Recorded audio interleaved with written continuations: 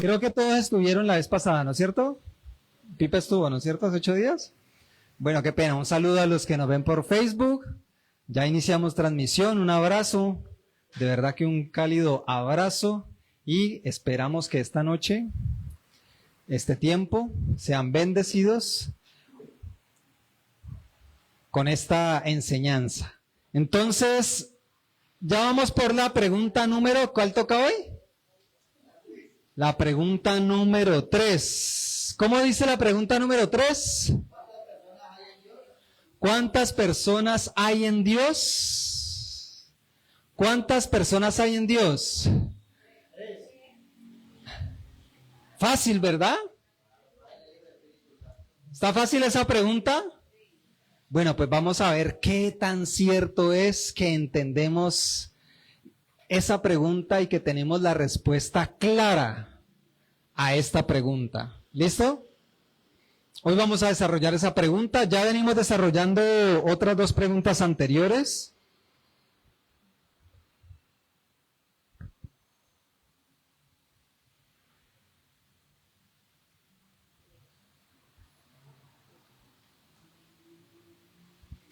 La primera pregunta que desarrollamos es, ¿cuál es tu única esperanza en la vida y en la muerte? ¿No? Primera pregunta. Segunda pregunta, ¿quién es Dios? Esa la desarrollamos hace 8 días. Sin embargo,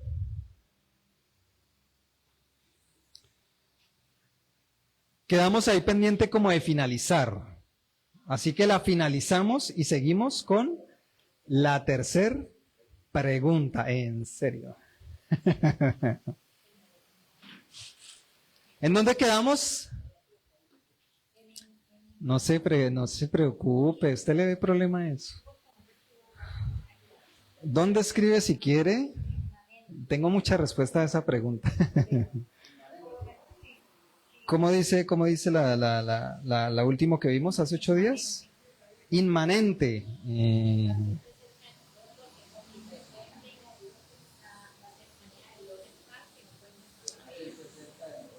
Bueno, pero hace 8 días miramos que había un...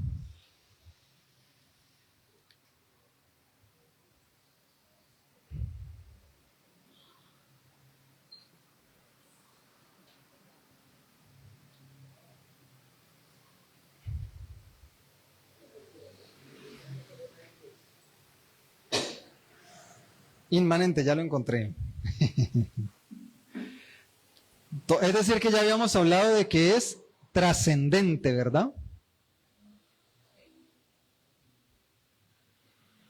Primero hablamos de que para entender quién es Dios tenemos que entender que Dios se define a sí mismo y que de la única manera de comprender quién es Dios es conociendo cuál es la definición que el mismo Dios da de sí mismo.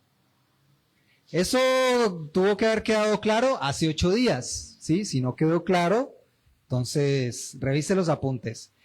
Eso es algo muy importante, eso debe quedar claro. Si yo necesito estar seguro, quiero estar seguro de responder esa palabra de quién es Dios, necesito ir a la definición que el mismo Dios da acerca de quién es Dios, porque solamente Él se puede definir a sí mismo. No hay otra manera de definir a Dios si no es por medio de lo que Él ya dijo, de lo que Él es, Él mismo. ¿Sí? Acabamos de escuchar el gran yo soy. Bueno, entonces, ¿yo soy quién?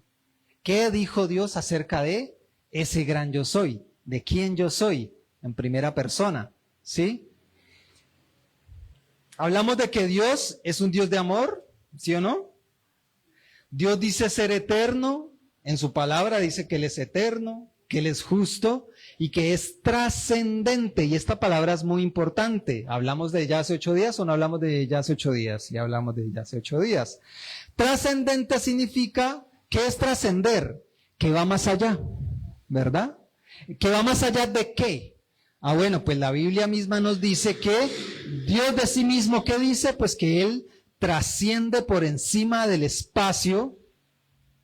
Es decir, lugar, espacio, entiéndase por lugar, por sitio. ¿Cuál? Todo. todo el espacio que Dios ha creado, Él trasciende eso, todo el universo. No estoy hablando solamente de un espacio en concreto, sino de todo.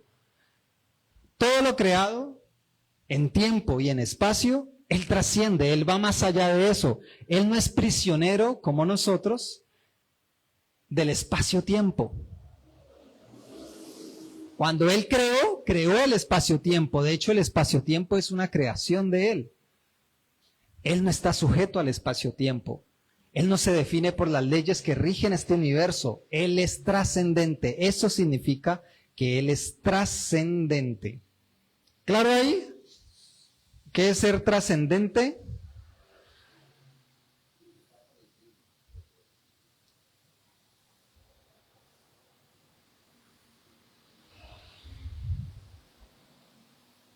¿Qué más vimos?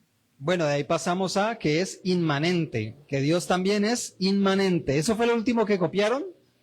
¿Sí? Ok, entonces, ¿qué significa inmanente? Eso también lo alcanzamos a hablar, ¿no? Que Él siempre está cerca de nosotros, que Él siempre está presente ahí. ¿Ah? Que está relacionado con la omnipresencia, exactamente, que Él está muy cercano de nosotros, pero la inmanencia es un poco diferente de la omnipresencia. ¿En qué sentido? En que la inmanencia está relacionado es no solamente con que Él está cerca en lugar, no solamente es eso. ¿Sí? No es que yo me tengo que imaginar a que Él está sentado al lado mío. Sí, eso es cierto, porque Él es omnipresente, pero además de ser omnipresente es inmanente. Es decir, que además de estar cercano en lugar, ¿sí? Él también está cercano en, ¿cómo decirlo? En confianza, digámoslo así. O sea, que Él es confiable, que Él es asequible, que Él no solamente esté ahí. ¿Por qué? A ver, porque es que usted puede estar con una persona al lado, pero al mismo tiempo esa persona no está. ¿O no? ¿No le ha pasado? La persona está ahí a su lado, pero al mismo tiempo no está. O usted está ahí y al mismo tiempo no está porque está en otro lado, por X o Y motivo. Hay situaciones en las que a veces estamos, pero no estamos, ¿verdad? Entonces la inmanencia es eso que nos dice que Dios no solamente está porque Él es omnipresente, sino que Él está porque tiene la intención de estar cerca de nosotros y de no dejarnos escapar, de hacer algo por nosotros, de ayudarnos. ¿Sí? Ese es Dios. Dios tiene la intención de hacer algo a favor de nosotros, de estar ahí para nosotros, de estar. ¿Sí? Con esa razón, con ese sentido, con ese propósito de ser hallado, de que sepamos que Él está ahí con una intención. ¿Con cuál intención? Pues con la intención de acuerdo a lo que Él es, un Dios de amor, un Dios trascendente, y que con todas esas características Él quiere obrar en nosotros. Esa es la inmanencia de Dios. La cercanía de Dios es tal que no podemos escapar de Él. Creo que eso lo dicté, ¿verdad? ¿Lo escribieron? No podemos escapar de Él. Seguimos. Entonces eso fue lo último que copiamos, ¿verdad? Listo. Dios se ha revelado a sí mismo. No es para que lo copien. Dios se ha revelado a sí mismo, no solamente con palabras, sino que también se ha revelado en toda la trama de la narrativa bíblica. ¿Sí? Toda la trama de la narrativa bíblica, Él se ha revelado de quién es Él. Es decir, la palabra nos dice que Él es amor porque literalmente dice que Dios es amor. Pero hay otras cosas que la Biblia también nos dice acerca de Dios que no son literales. ¿Sí? Pero que habla de su carácter, que habla de quién es Él, que habla de cuánto le importamos, que habla de quién es Él, de cómo Él obra. ¿Sí? Y toda la narrativa bíblica es necesario conocerla. Y entre más de la narrativa bíblica yo sepa, más conozco de Él. Entre más de su palabra yo sepa, más conozco de Él. De quién es Dios, de cómo es su carácter y de cómo es Él. Porque es que la palabra lo único que me revela a mí es quién es Él. ¿Claro?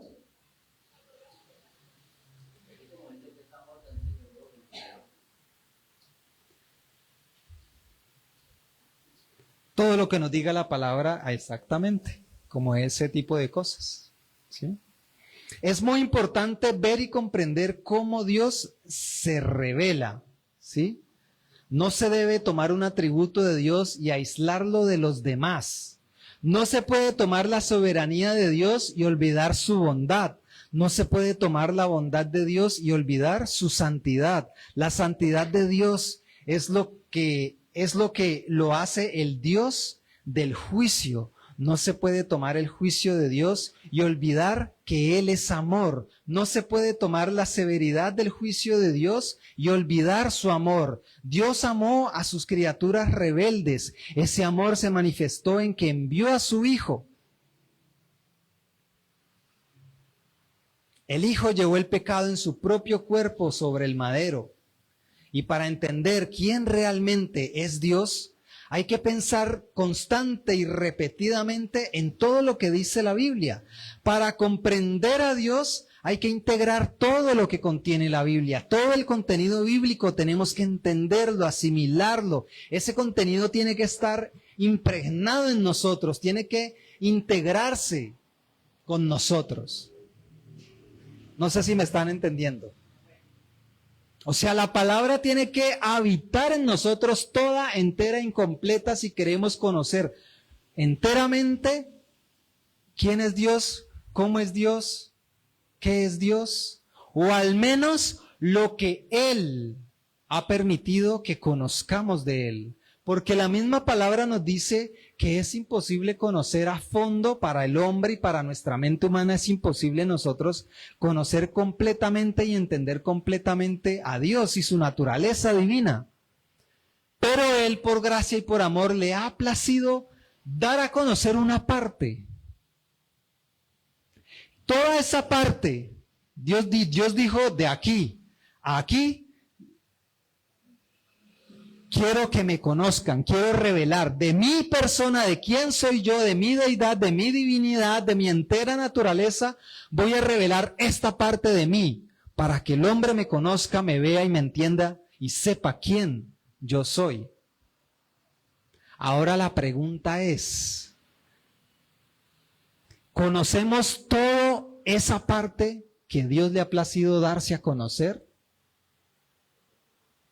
Si Dios le plació que le conociéramos de aquí hasta aquí, si ese fuera el tamaño de lo que Dios dijo, esto es lo que voy a darles a conocer,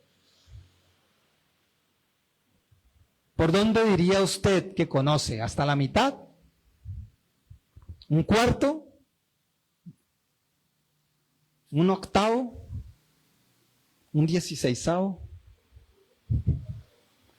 ¿Por dónde vamos? ¿Vamos 2/3?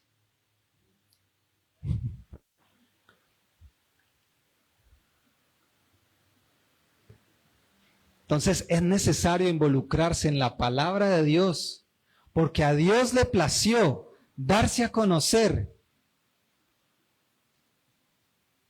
Lo único que necesitamos es tener la intención de conocerle. ¿Cómo Dios se reveló? Pues a través de su palabra. Y me parece tan increíble que el mismo cristiano tenga conceptos y argumentos en contra de conocer a Dios, en contra de ese conocimiento, en contra de la misma palabra. Porque es que es muy normal hoy en día escuchar cristianos hablar en contra de la misma palabra de Dios. Es muy increíble escuchar a un cristiano decir que no estudia mucho la palabra porque es que no se quiere volver loco. Porque es locura Porque la palabra dice. Bueno, pues precisamente por esa razón es que estás malinterpretando la palabra no dice eso. Porque la palabra no es la que mata. Haz que la palabra mata, pero el Espíritu es el que vivifica. Te falta mucha palabra para interpretar bien ese versículo. Te falta entender bien a Dios. Pero yo sé que eso no pasa aquí, ¿no? Creo yo, de verdad que no. Espero que no.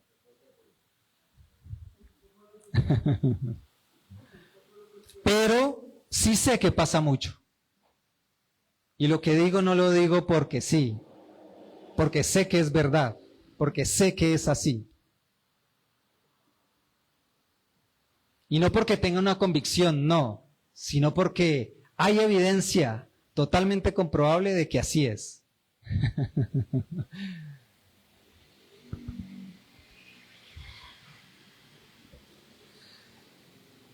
Así que repito, para comprender a Dios, esto sí anótelo, para comprender a Dios,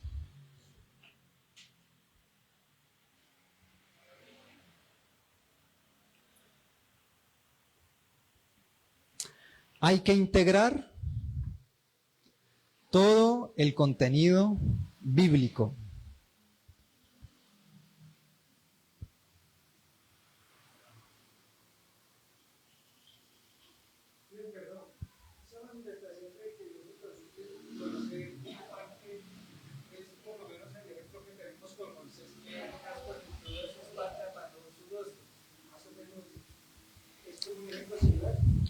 Sí, exactamente, pero lo que yo tengo entendido es que, bueno, no tengo la claridad sobre ese punto, pero tengo entendido que el que estaba de espaldas era Moisés, no Dios. Entonces Moisés no lo vio para nada. Sin embargo, él llegaba con el rostro resplandeciente, porque aunque no lo vio, estaba ahí. Su presencia de alguna manera se manifestó y estaba ahí.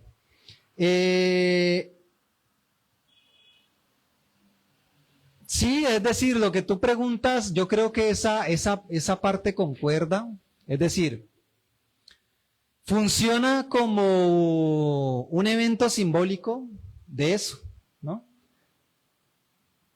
De que Dios de alguna manera se dio a conocer, y no porque Moisés le haya visto, porque Moisés no lo vio, sino porque, ¿qué pasó en ese momento? El Señor dice que con su propio dedo escribió en las tablas de piedra los 10 mandamientos, y a través de esos 10 mandamientos Él se reveló. ¿Qué son los 10 mandamientos? ¿Qué figuran? ¿Qué simbolizan los 10 mandamientos? Pues entre muchas cosas, pues digamos que la misma palabra de Dios, las mismas escrituras que el Señor entregó, que Él mismo nos entregó, porque es que estas escrituras, la misma palabra nos dice que Él nos las entregó, ¿sí? Porque son inspiradas por Él, aunque las escribieron hombres, es decir que vienen de Él. Entonces, de alguna manera simboliza eso, ¿sí?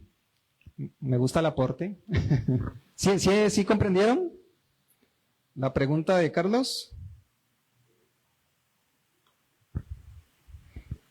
¿Sí copiaron todo? Para comprender a Dios hay que integrar todo el contenido. Exactamente.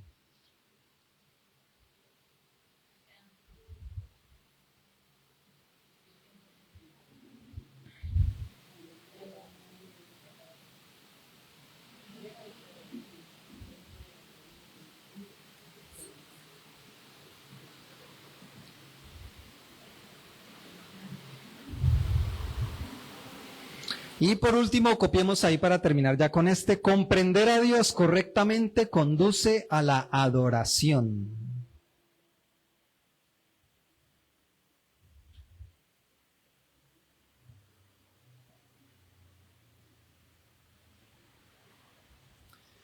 Es decir, toda esa comprensión que por medio de la palabra yo tengo de Dios, siempre el efecto debe ser, el resultado de eso, el fruto de esa palabra en mi vida siempre debe ser el que me conduzca a adorarle de alguna manera. ¿sí? El fruto de esa palabra, de ese conocimiento, siempre se tiene que evidenciar en adoración de alguna manera. Es que no puede haber otro efecto más que ese.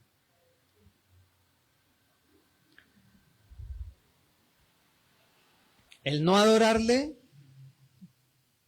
¿qué produce el no adorarle? Pues produce en nosotros idolatría. Y el no adorarle a Él es ser un idólatra. Porque si Él no es el objeto de nuestra adoración, si no es Dios el objeto de nuestra adoración, otra cosa lo va a sustituir.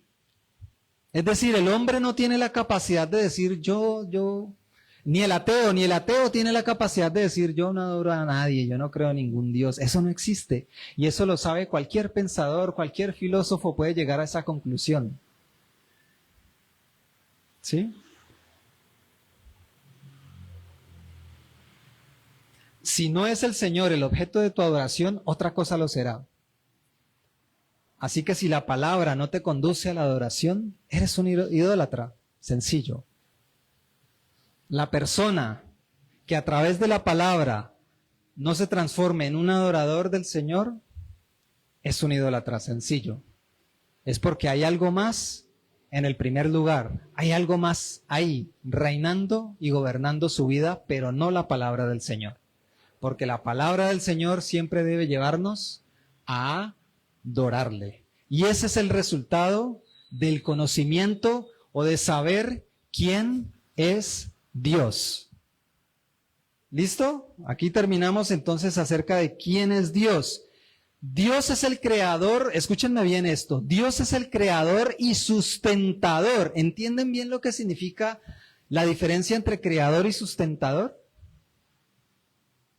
Es decir, Él no solamente fue el origen, Él no solamente creó e hizo el origen. No, porque es que eso que Él creó sigue necesitando de su manifestación, de su obra, para que eso que Él creó siga sosteniéndose, siga existiendo. ¿Sí me hago entender? Entonces, Él no solamente es el creador, sino el sustentador de todos y de todo. Eso ya lo había dictado, si no estoy mal. Él es el eterno, infinito, inmutable en su poder y perfección, bondad y gloria, sabiduría, justicia y verdad. Nada sucede si no es a través de Él y por su voluntad. Tercero, pregunta número 3. ¿Alguna pregunta del tema de la segunda pregunta? ¿Quién es Dios? Ah, usted no vino y no se desatrasó. ¿Cómo así que no se desatrasó? ¿Quién es el que lleva las calificaciones? ¿Ahí el pastor?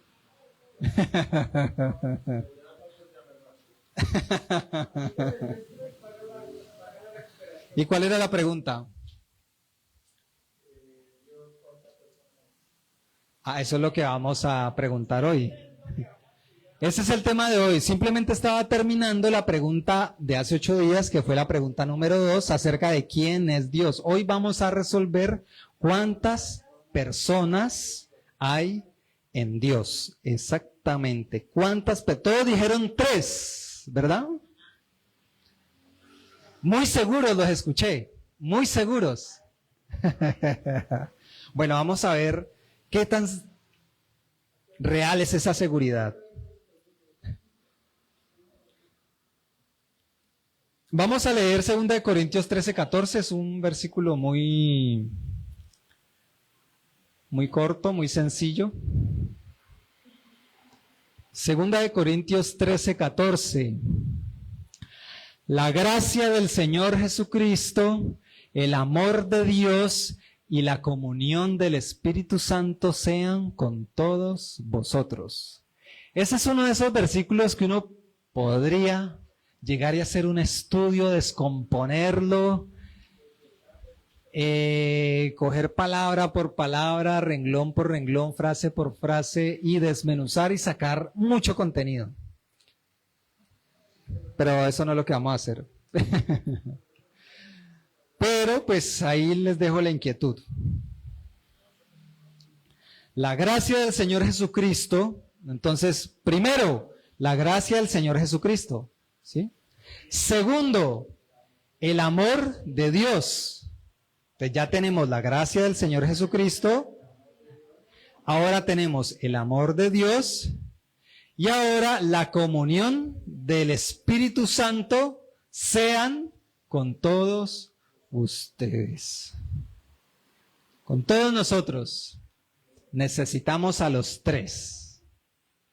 ¿Qué necesitamos? La gracia del Señor, el amor de Dios y la comunión del Espíritu Santo. Es decir, si no hay gracia,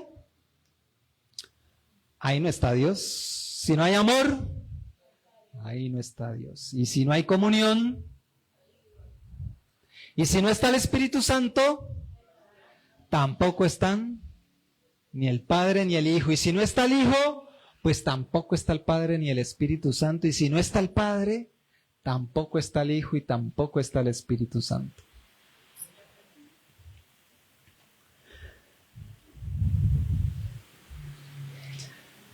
Ponga ahí respuesta y la vamos desarrollando.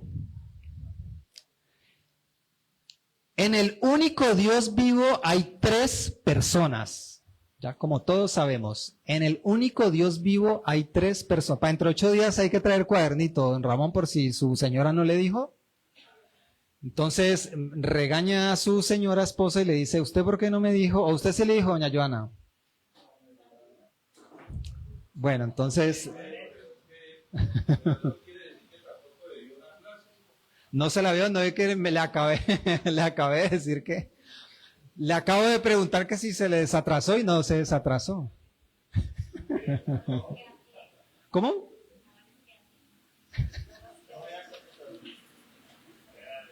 Ah, entonces ahí aproveche. Ahí, 3. Empiece pues, 3.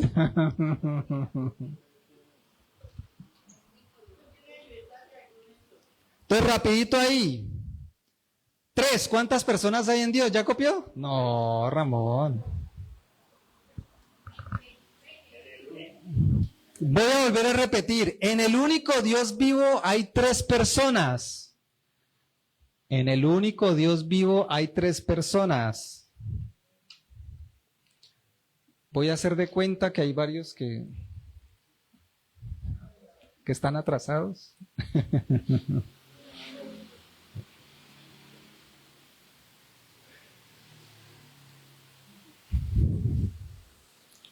Entonces, en el único Dios vivo hay 3 personas, 2 puntos. El Padre, el Hijo y el Espíritu Santo. Punto seguido. Ellos son la misma sustancia.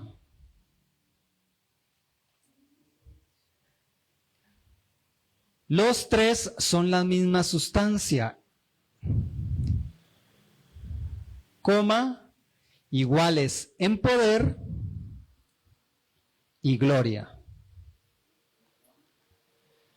El Padre, el Hijo y el Espíritu Santo, ellos son la misma sustancia, iguales en poder y gloria.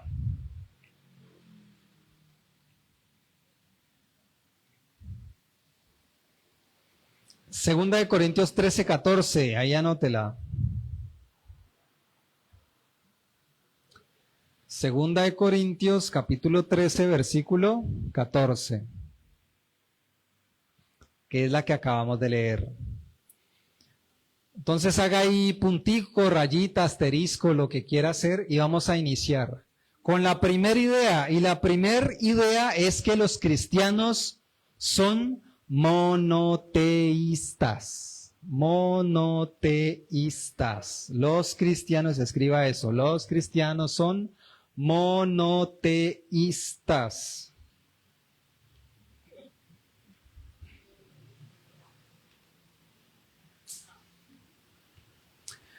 La idea que desarrolla este punto es pues muy sencilla.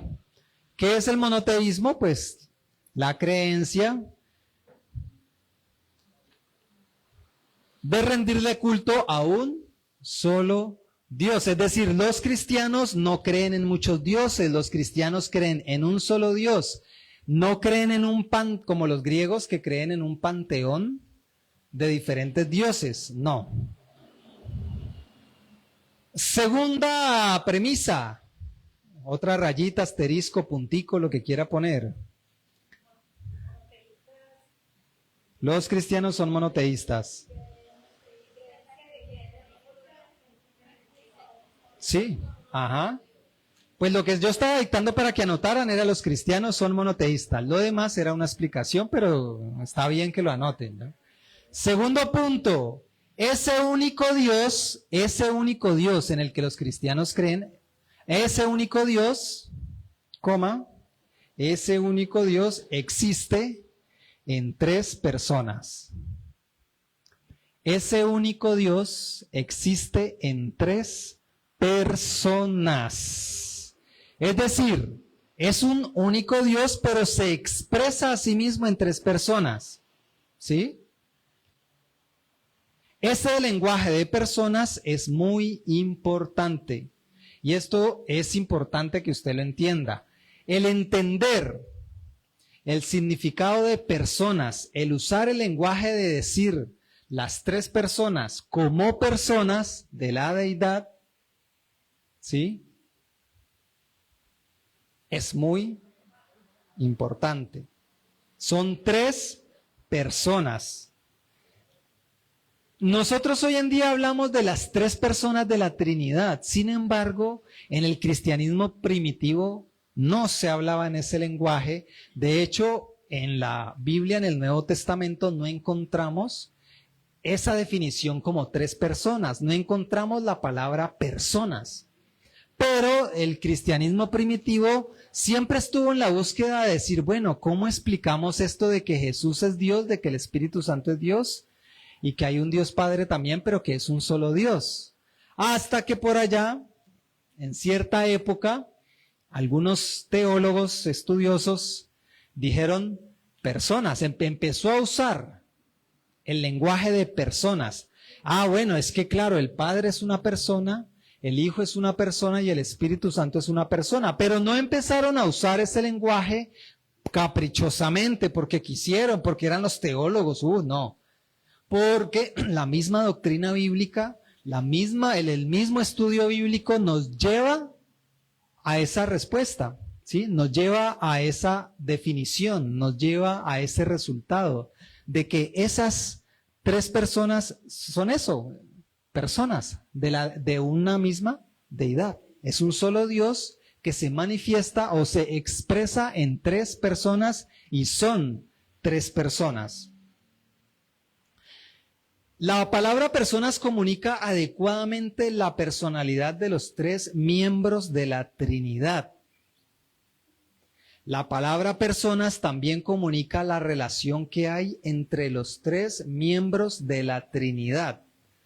El Padre, el Hijo y el Espíritu Santo cohabitan como una sola esencia. Ese también lo anota. El Padre, el Hijo y el Espíritu Santo cohabitan como una sola esencia.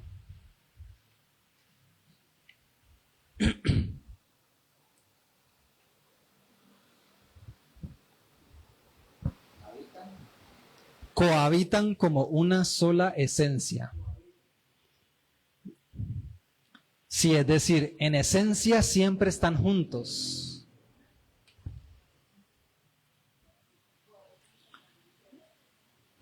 Siempre obran juntos. Cohabitan juntos. En una sola, como una sola esencia.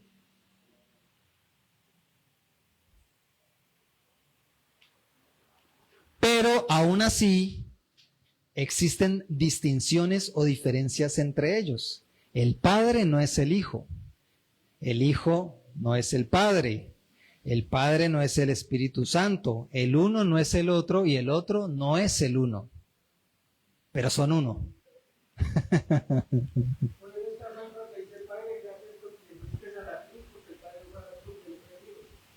Ajá. El Padre fue el que envió al Hijo. Es decir, en la obra de la cruz intervienen los tres. ¿Sí? En la obra de la salvación intervienen los tres. En toda obra intervienen los tres, pero sí es correcto lo que usted dice. El que murió en la cruz fue el Hijo, ¿sí? Pero por voluntad del Padre. El Padre fue el que le envió a morir en esa cruz, ¿sí? Y fue el Espíritu Santo quien le resucitó de entre los muertos al tercer día.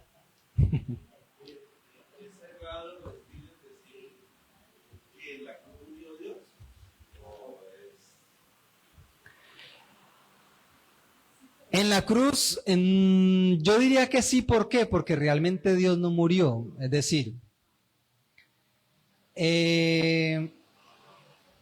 recuerdan que en la deidad de Cristo, Él es 100% hombre, pero también 100% Dios. Entonces, cuando Jesús muere ese 100% hombre, ¿sí? Más no, el 100% Dios, ¿no? No sé si me estoy haciendo entender. Bueno.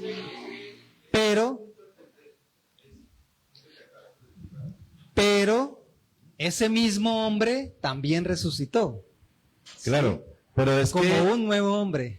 es que ahí es donde está la esencia del mensaje. Porque cuando muere Cristo, no muere la deidad de Dios, muere el Dios hecho hombre. Exactamente. Y eso es lo que hay que entender. El Hijo del Hombre. Exactamente. Bueno, vamos bien. Ahora, hay diferencias entre los tres. Que sean uno solo no significa que no tengan diferencias. Hay diferencias entre los tres y eso es lo que les estaba explicando. Escriban esto. Los tres son iguales en rango.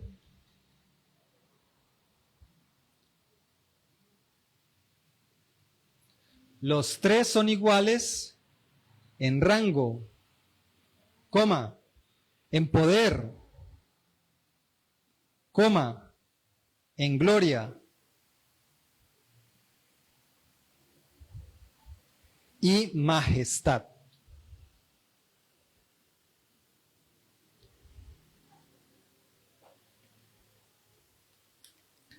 Entonces miren que tienen cosas iguales, pero también cosas diferentes, ¿sí? Los tres son iguales en rango. Mire que acabamos de leer un versículo bíblico, ¿sí? Y lo que nos dice ese versículo bíblico es que los tres son la misma sustancia, son iguales en poder y son iguales en gloria, ¿sí? Los tres son iguales en rango, en poder, en gloria y en majestad. De hecho, el mismo Jesús, cuando envió a los discípulos a bautizar, los envió a bautizar en el nombre ¿de quién? Del Padre, del Hijo y del Espíritu Santo. ¿Sí? La doctrina de la Trinidad está entretejida a lo largo de todas las Escrituras y volvemos a lo que hablamos en el tema anterior, acerca cómo Dios a través de todas las Escrituras se revela a sí mismo para entender quién es Dios. Ahora, ¿quién es Dios? Bueno, pues para entender quién es Dios tenemos que entender la Trinidad. Cada una de esas personas y su naturaleza, cómo son iguales, pero al mismo tiempo son diferentes. No son tres dioses. Son un solo Dios, una misma voluntad, pero tres personas diferentes. El mismo poder, la misma gloria, la misma majestad, pero tres naturalezas diferentes, digámoslo así. Exactamente.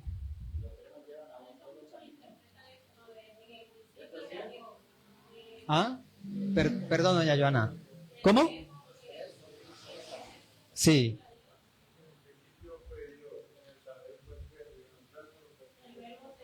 Sí, por eso es que cuando estudiamos el Evangelio de Juan y él comienza hablando en el principio y de una nos vamos a Génesis, cuando en el principio, ¿qué pasó en el principio?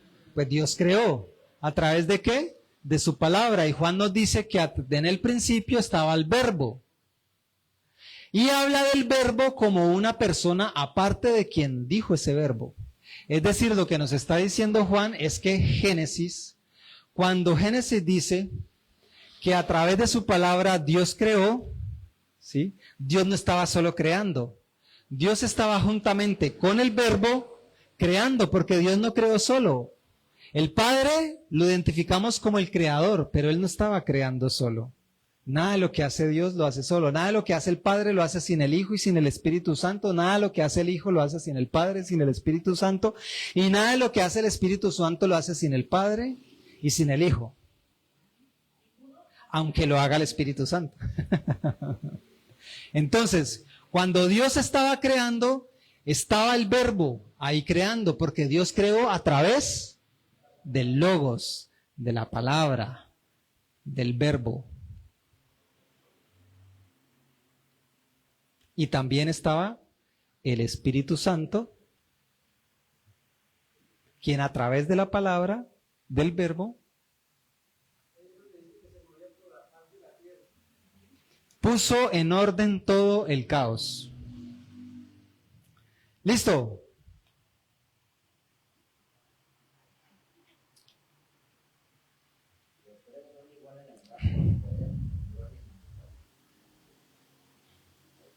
Miren, pónganme atención en esto.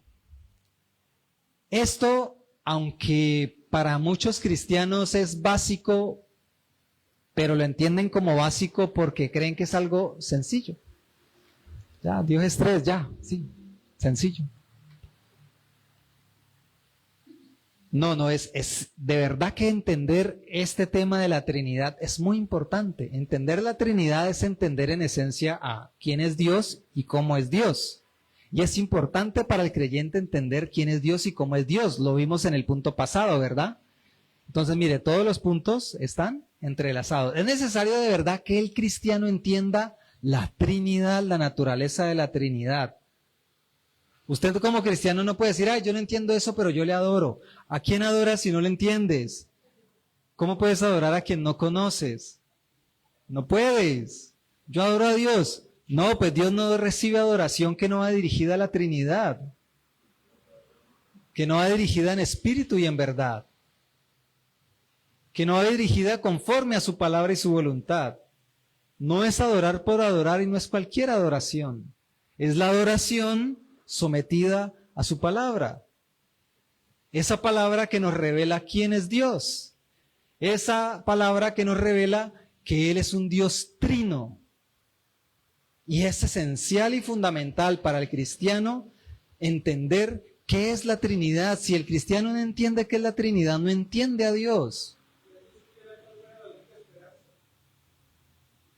Y si el cristiano no entiende la Trinidad, no puede llamarse cristiano.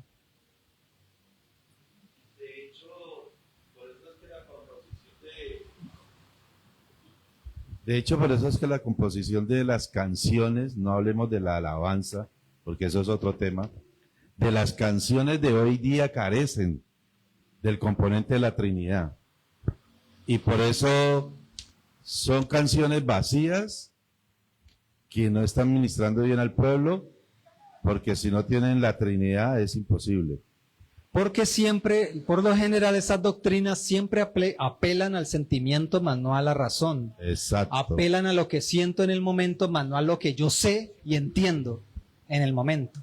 ¿Sí? Entonces,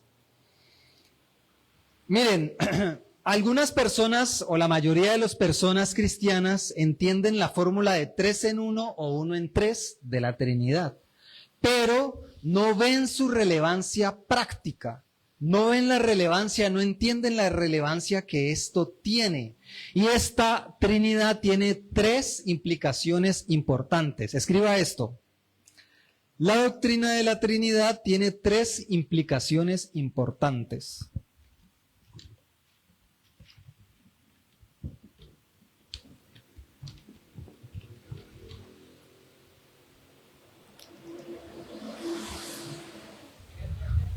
Implicaciones importantes.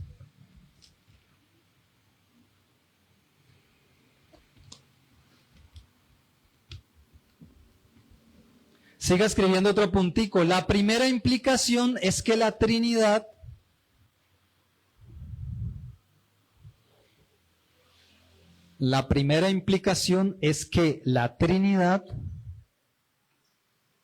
ayuda a comprender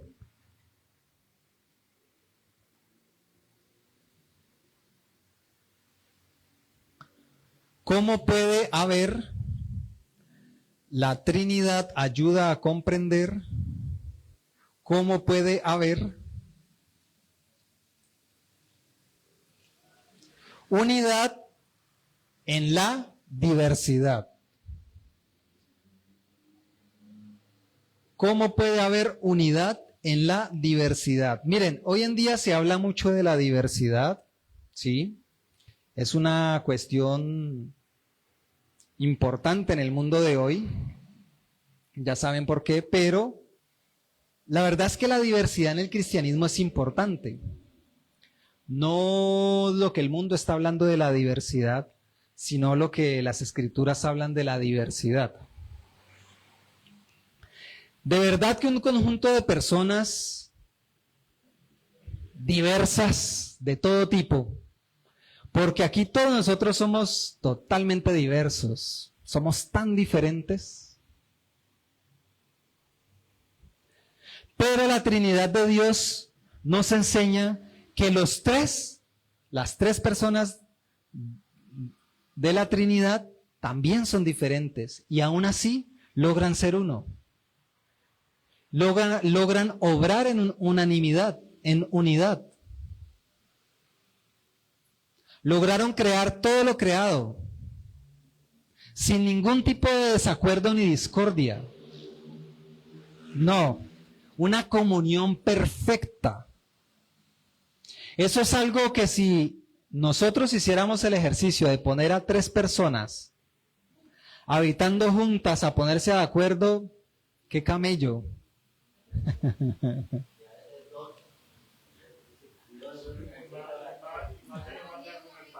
¿Cómo?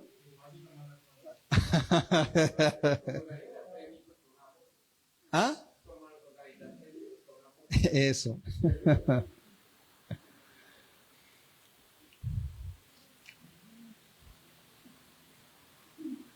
Entonces, la Trinidad muestra que puede existir una unidad profunda, una unidad real y una unidad orgánica en la diversidad. Es decir, la Iglesia, de alguna manera, las Escrituras también hacen un llamado a que en medio de las diferencias haya unidad. ¿Sí? Hay diferencias que son irreconciliables, pero a eso está llamado la Iglesia, a la reconciliación. Así que el mismo Dios es evidencia de eso, de cómo Él, siendo 3 personas que son diversas, diferentes, son una en esencia.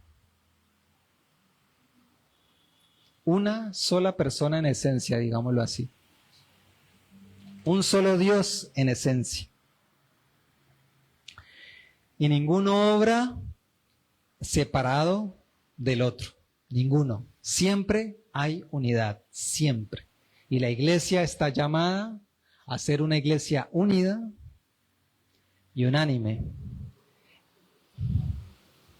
¿Complejo o no es complejo? Y no es fácil.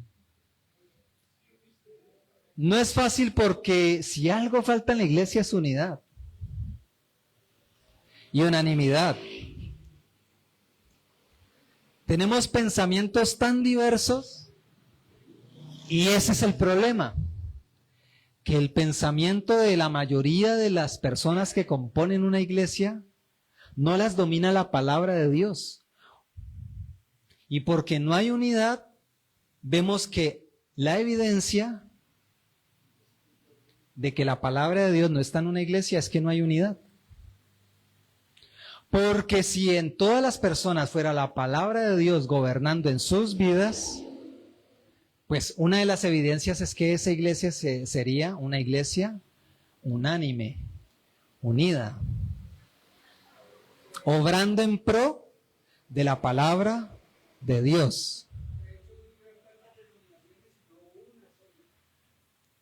No, pueden haber varias denominaciones. Mira que en la actualidad y en la historia del cristianismo se han venido desarrollando diferentes, llamémoslas denominaciones, que no siempre se llamaron así.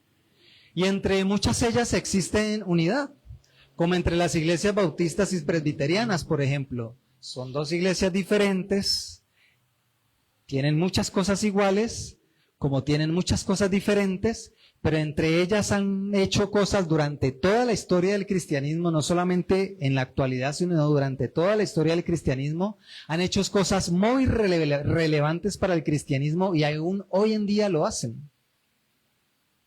Hoy en día lo hacen.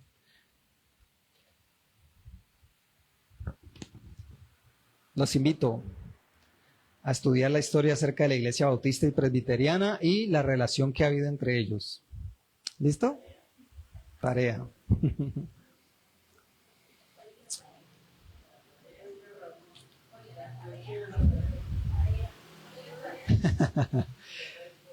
Investigar la relación entre la iglesia bautista y presbiteriana, entre la iglesia bautista y presbiteriana a lo largo de la historia.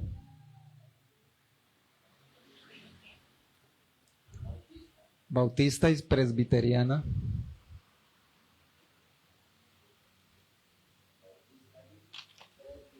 Presbiteriana, sí.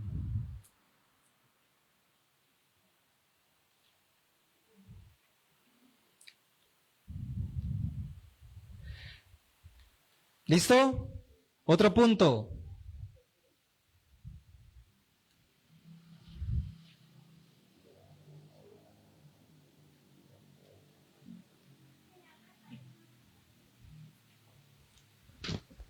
Otro punto ahí. A propósito de tareas, ¿sí hicieron la tarea de Calvino?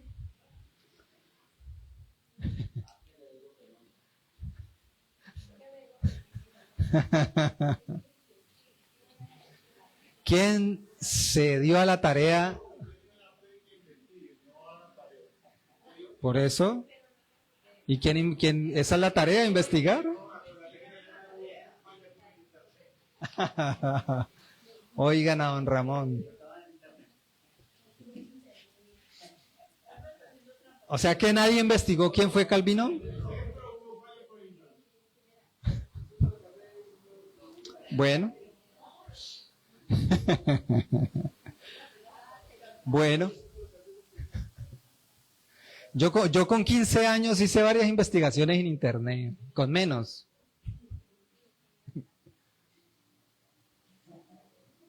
Segunda implicación.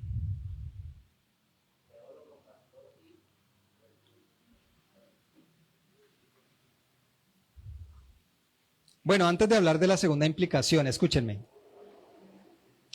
El Padre planificó la salvación, el Hijo llevó a cabo la salvación y el Espíritu aplicó la salvación. ¿Sí? Ahí están los tres. Dios se encuentra en toda su plenitud en el Padre, Dios se encuentra en toda su plenitud en el Hijo y Dios se encuentra en toda su plenitud en el Espíritu Santo. La obra divina de cada persona no es intercambiable ni redundante, o sea, no está de más. Cada uno tiene, digámoslo así, la cuota exacta de su obra en cada cosa, como lo que vimos en la salvación. ¿Sí? ¿Está claro? Eso espero. La segunda implicación, ahorita sí, es que la Trinidad permite afirmar la eternidad del amor. La Trinidad permite afirmar la eternidad del amor.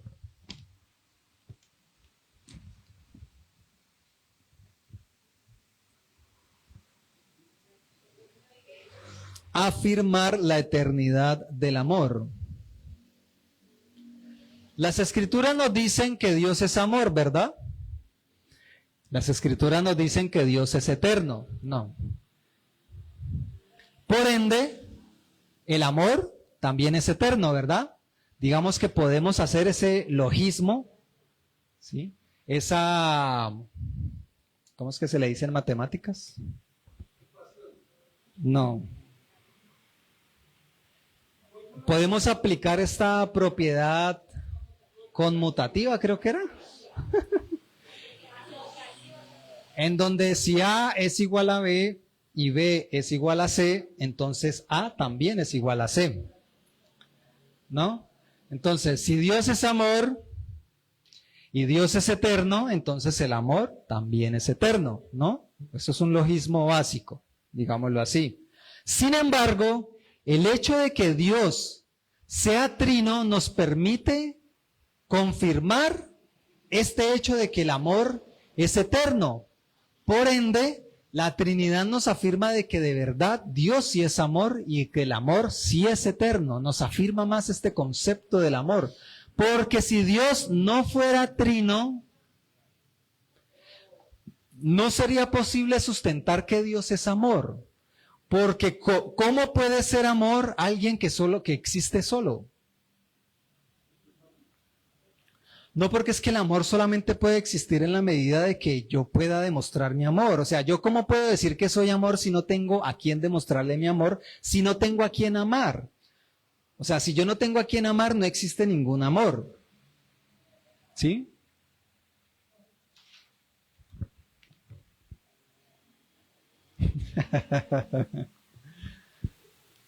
Por lo tanto, el hecho de que tres personas que cohabiten sin ningún tipo de complicaciones como una sola esencia, solamente puede ser posible a través del amor. Y el hecho de que el amor sea eterno, pues eso justifica aún más y digamos que evidencia la eternidad de Dios, la eternidad del amor, la eternidad de las tres personas y que Dios por siempre ha sido trino.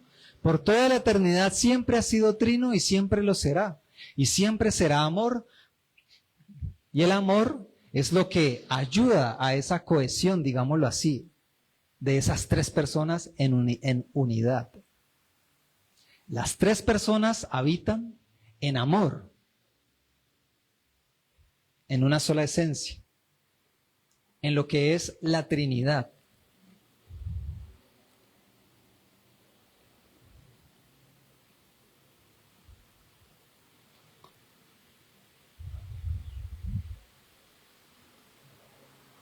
Es decir, que el amor no es una realidad creada. Es decir, desde antes de la creación el amor ya existía, porque el amor ya estaba con Dios, porque Dios es amor. ¿Sí está claro eso? Cuando hablamos de que Dios es eterno, no estoy hablando hacia adelante simplemente. A ver, algo que necesitamos entender de la eternidad de Dios es que Dios no solamente es eterno hacia adelante. Nosotros lo pensamos así porque somos sujetos al tiempo que Dios creó. Pero entiendan que el tiempo solamente nos sujeta a nosotros, no sujeta a Dios. Y el tiempo solamente existe en la dimensión que nosotros habitamos, no en la dimensión que habita en Dios. Dios no tiene tiempo, por eso Él es eterno. Eso significa que Él no solamente no tiene fin. ¿Por qué? Porque no habita en el tiempo, no habita en una dimensión en donde transcurre el tiempo. Él no solamente no tiene fin, sino que no tuvo inicio. Eso es algo muy complicado de entender, pero es así. Lo único que tiene inicio y tiene fin es lo que Dios creó. Pero lo que existe antes de la creación, entiendan, antes de la creación no existía el tiempo ni el espacio. Dios no habita en el tiempo y en el espacio en el que estamos nosotros, porque el tiempo y el espacio lo creó Dios juntamente con nosotros para que nosotros habitemos en este tiempo y en este espacio. Nosotros sí tenemos principio y fin. Él no tiene un inicio y Él no tiene un fin. Por eso Él mismo dice, yo soy el principio y yo soy el fin, porque Él es la causa de que esto que es finito, que tuvo un inicio, haya tenido un inicio y que va a tener final, tenga un final. Exactamente. Por eso Él es eterno. Él siempre ha existido y nunca dejará de existir. Nosotros tenemos este concepto de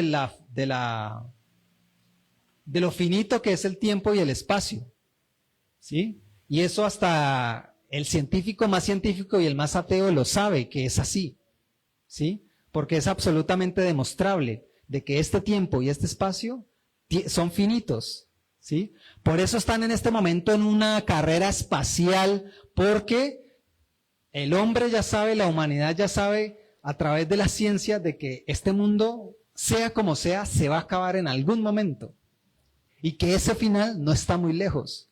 Y eso lo sabe hasta el científico más ateo.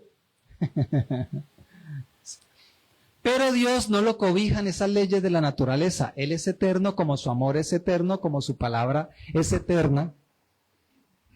La Trinidad existen desde siempre y existirán para siempre, en este vínculo del amor, y en ese vínculo es que la iglesia debe cohabitar en esa unidad, en esa misma unanimidad, ¿sí? Que es lo que venimos hablando.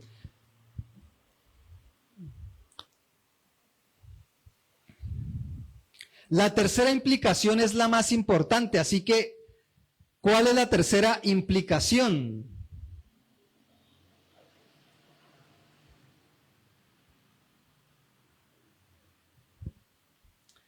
Esta tercera implicación es la más importante y con esto terminamos.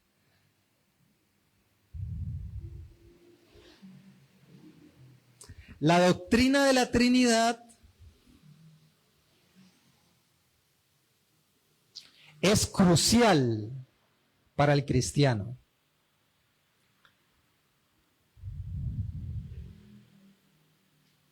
La Trinidad es crucial para el cristiano.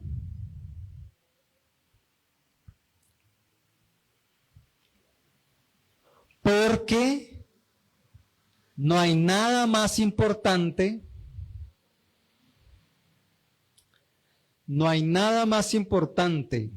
para el mundo entero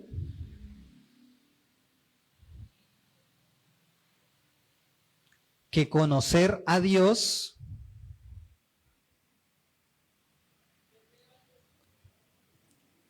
nada más importante en el mundo entero que conocer a Dios como Él es en verdad. Como Él es en verdad. Ese Él es mayúscula. No hay nada más importante en el mundo que conocer a Dios como Él es en verdad. No hay nada más importante, y no solamente para el cristiano, sino para el mundo entero. Y si es lo más importante para el mundo entero, ¿cuánto más debe ser para el cristiano? Lo más importante para el cristiano debe ser el conocer a Dios, no de cualquier forma, sino como en verdad es Él. ¿Y cómo en verdad es Él? Pues su palabra misma es la que nos dice en verdad cómo es Él. Es decir, que no debe haber nada más importante para el cristiano que conocer la palabra de Dios y a través de su palabra conocer quién es Él en verdad, como en verdad Él es.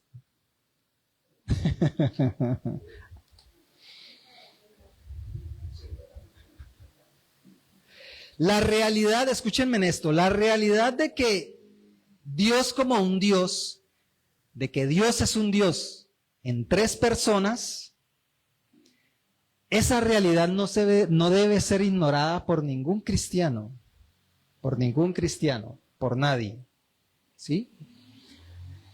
De que la esencia divina subsiste en el Padre, en el Hijo y en el Espíritu Santo, y que en el nombre de este Dios trino todo cristiano es bautizado.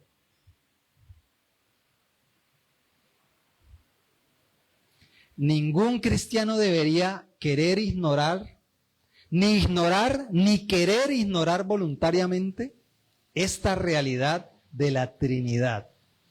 La Trinidad importa, pues porque Dios importa. ¿Por qué es importante conocer, saber acerca de la Trinidad? Pues porque es importante saber de Dios, porque es importante conocer de Dios. Porque Dios es importante. ¿Ah?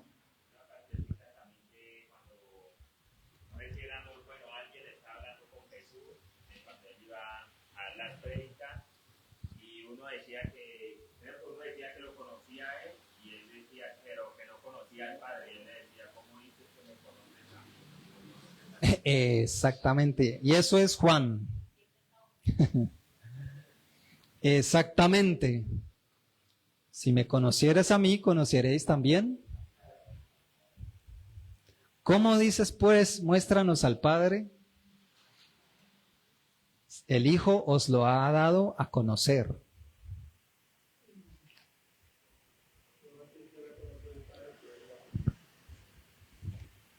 ¿Alguna pregunta? ¿Alguna pregunta hasta ahí?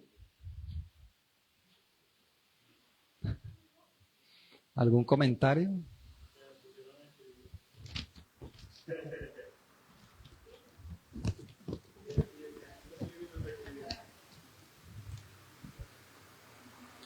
Vamos a orar. Dejemos aquí para terminar. Así que aquí ya nos desatrasamos de todo, digámoslo así. Por favor, los que todavía estén atrasados, aprovechen que todavía están las dos enseñanzas anteriores en Facebook. Mencionando a los de Facebook nos despedimos. A ustedes también. Ahí en nuestro canal de Facebook están las otras dos enseñanzas para que se desatrasen y complementen lo que llevamos hasta el día de hoy. Y recuerden que son 52 preguntas, llevamos 3. Por YouTube también están.